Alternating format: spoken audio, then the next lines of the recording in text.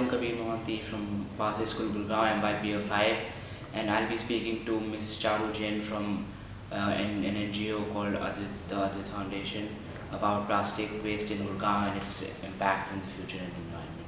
I'm Charu from Advait Foundation. We work on environment conservation and livelihood enhancement.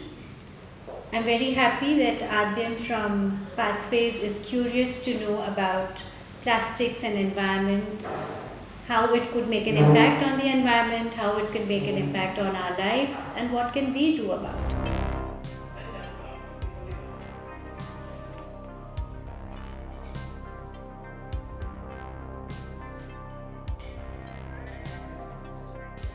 Do you think plastics are hazardous to the environment?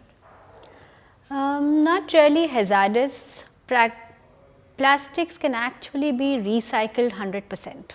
So it's not hazardous for the environment, but what is bad is one-time use plastic, over packaging, because that's where we are creating more waste.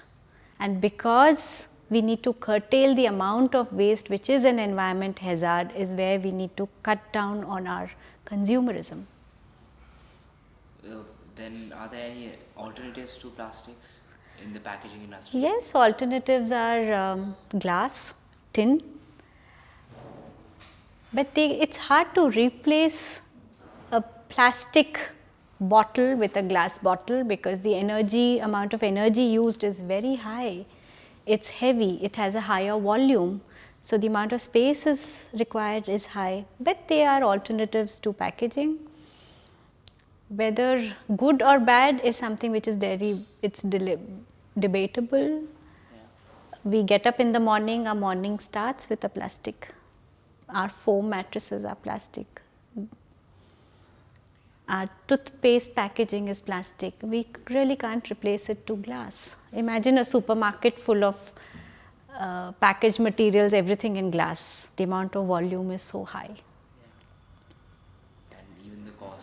The cost of transportation increases because the volume is higher, the weight is higher, so the fuel consumption becomes higher in transportation.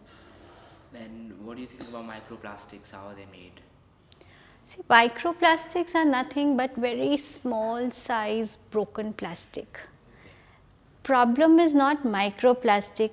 We know of microplastic presence in cosmetics. Now everybody is talking about presence of plastics in salt. But how did this plastic reach the sea? It's because it was not disposed at the right place. So it's we who are responsible for the plastic presence in the sea water, because of which it is getting broken down into smaller pieces and going into salt. And then polymers, what kind of compounds do they have? What kind of chemical compounds do they have that make? Toxic is if you eat them, they are toxic. They are not meant to be eaten. Glass is not meant to be eaten. Tin is not meant to be eaten. So it is a toxic. But the technology is such that it cannot decompose naturally. So there is a problem with the polymer or the plastic industry. So it makes it hazardous to the environment because it cannot decompose naturally. So can plastics be decomposed or destroyed? They can be 100% recycled. So it's the way how we look at it. It is bad for the environment because they do not get decomposed, but at the same time they are good for the environment because they are recycled. They are 100% recycled. So the perspective can vary. So are there any sort of tests? But there are tests which can test the presence of microplastics in food or cosmetics or anywhere else. And what do you think about the future of the plastic industry in India? See, unless plastic is to do with waste management. Plastic per se technology has no problem, but because there is excessive waste creation because of plastic, so unless waste becomes an election manifesto, the future is bleak. We talk about Swachh Bharat mission. We've been talking about it, but we don't really see much on ground. We know about the happiness index of Bhutan. Similarly, probably India, unless we have a cleanliness index and we start choosing our government or a representative of our government based on a cleanliness index, our future looks bleak. The present day problems per se, what we talk about, whether it's air, whether it's food, whether it's technology like plastic, what we are talking about, water, is all because of, I think, our waste management is not in place. The air is bad because it's not just vehicular pollution, it's also dust on the road, so much dust. The stubble burning happening at the farmers. It's very easy to say that the farmer is at fault. But there are also studies which say that the Monsanto maize growing has had a very big hand in changing the state policy, because of which the farmers are planting maize in June and not in April.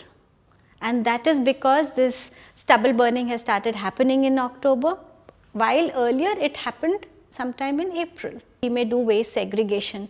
Where are the waste management plants? Eventually it just goes out. The whole system is telling the people to do it. We are entitled for pure drinking water, whereas we all have to install filtration systems in our houses. It's a constitutional right for me to have clean air and clean water. We don't have it.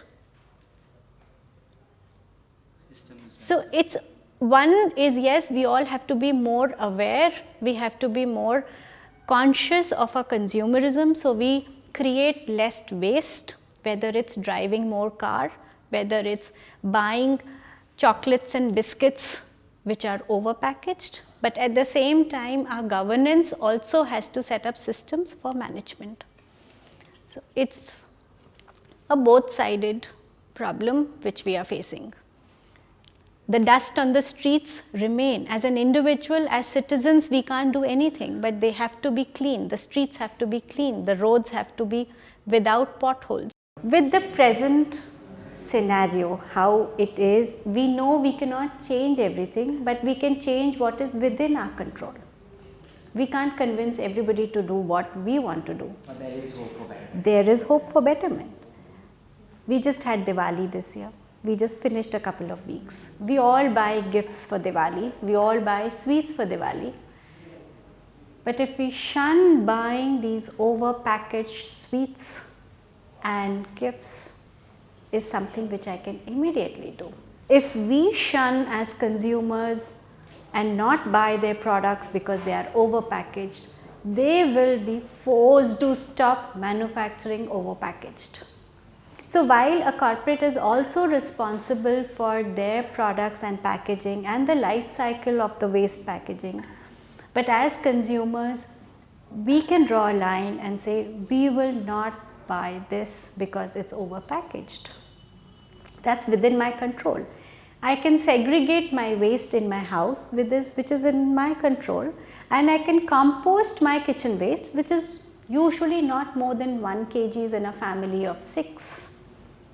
Try and compost that, and the rest, dry waste, still I believe that the company who's taking it, collecting it, recycles properly. But at my end, I can convert my waste to compost, I can segregate.